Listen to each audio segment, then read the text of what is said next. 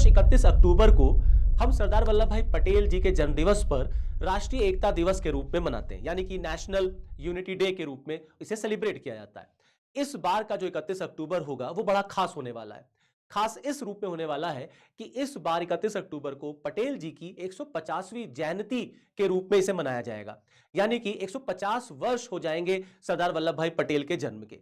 इसी वजह से भारत सरकार इस बार 31 अक्टूबर को 26 जनवरी की तरह एक भव्य आयोजन के रूप में उसे मनाना चाहती है।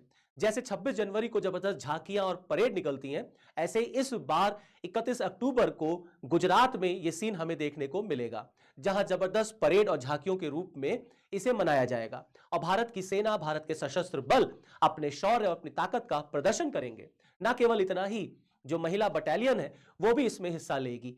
जहां तक रही बात सरदार वल्लभ भाई पटेल जी के योगदान का, तो अगर हम इस राष्ट्र के निर्माण में उनके योगदान की बात करने लग जाएं, तो मुझे लगता है कि एक जन भी कम पड़ जाएगा।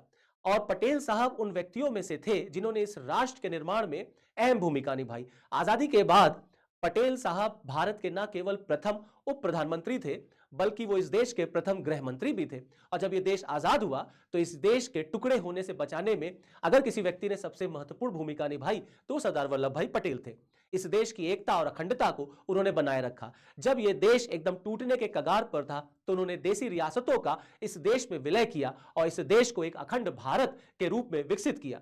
इसीलिए 31 अक्टूबर को हम राष्ट्रीय एकता दिवस के रूप में मनाते हैं। तो आइए चलिए 140 करोड़ की जनता की तरफ से मैं ऐसे महान नेता को सलाम करना चाहता हूं। वैद आईसीएस लखनऊ, 4 दशकों और 3000 से ज्यादा सिविल सर्विसेज सिलेक्शंस का भरोसा।